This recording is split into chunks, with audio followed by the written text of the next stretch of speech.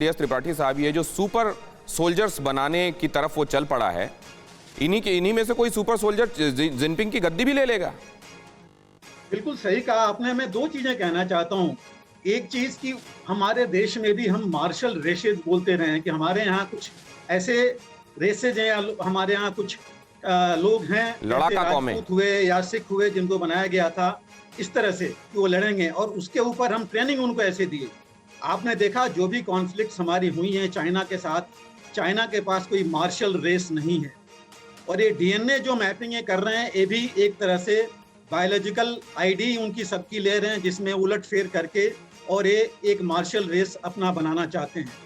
और दिनेश जी, सबसे बड़ी बात है कि जो इनके टेस्टिंग किट्स है डीएनए की, तो एक अमेरिकन कंपनी थर्मो फिशर ने सप्लाई किया है। उसके सप्लाइड किट्स को लेकर के ये जेनेटिक मैपिंग कर रहे हैं और उस पर ये इस तरह के अपने जवान या अपनी आर्मी को बनाना चाहते हैं। और ये बहुत सही कहा आपने कि आगे जा करके यही आदमी या इन्हीं में से कोई भस्मासुर बन सकता है जो जा करके खुद इनकी गद्दी डावाडोल कर सकता है। अब अगर ऐसा होने वाला है तो ये अहम खबर देखिए और उसके बाद इस चर्चा को आगे बढ़ाता हूं। चीन में हाइपरसोनिक मिसाइल के टेस्ट से सनसनी। हाइपरसोनिक मिसाइल तक भी वो पहुंच गया। अगर आप ये सोच रहे हैं कि सिर्फ जर्म वॉरफेयर तक है, सिर्फ वो बायो वेपन्स को इस्तेमाल करने तक है, तो इधर भी देख लीजिए वो क्या कर रहा है। चीन के टेस्ट से अमेरिका में टेंशन बढ़ गई है। टेस्ट अगर कामयाब हुआ तो अमेरिकी खुफिया तंत्र पर खतरा। चीन का टेस्ट से इनकार अमेरिका ने पुख्ता बताया। चीन के टेस्ट के साथ ही हथियारों की होड़ और बढ़ने का अंदेशा।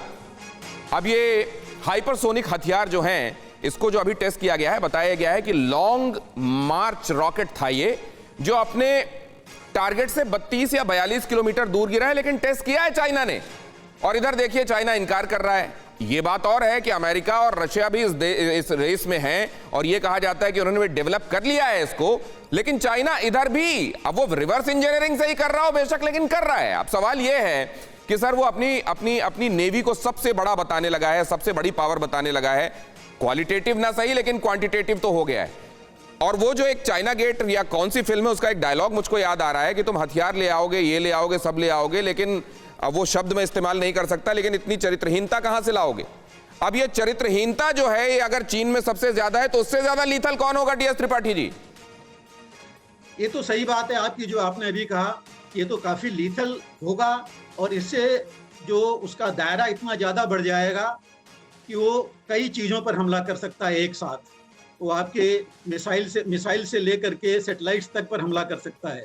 तो ये तो जो आपने कहा लीथल होगा जरूर, लेकिन ये नहीं है कि सिर्फ चाइना ही इसके ऊपर है। हम भी इसके ऊपर रिसर्च कर रहे हैं और हमारा भी प्रोग्राम है और मुझे पूरी उम्मीद है कि इस पर हम भी आगे बढ़ेंगे और उसको हम जरूर काउंटर कर सकते हैं।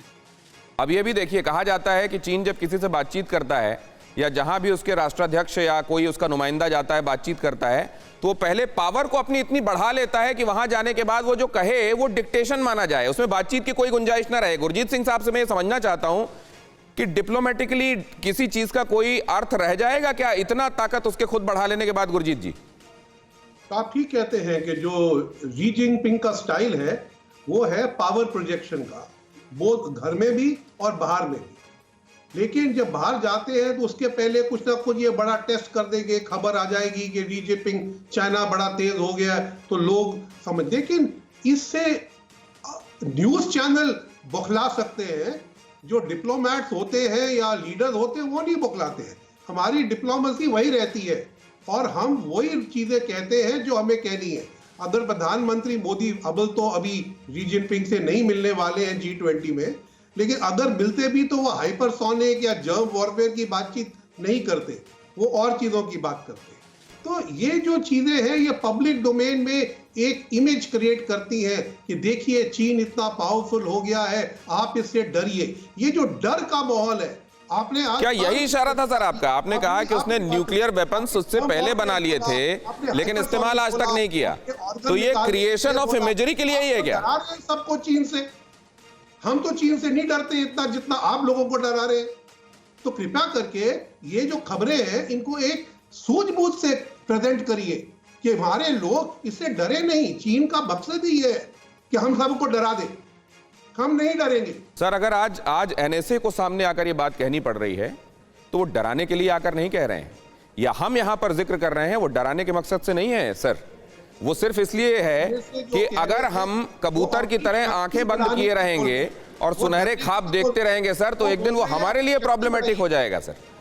अड़ी सोमवार से शुक्रवार शाम 6 बजे सिर्फ TV9 भारतवर्ष पर।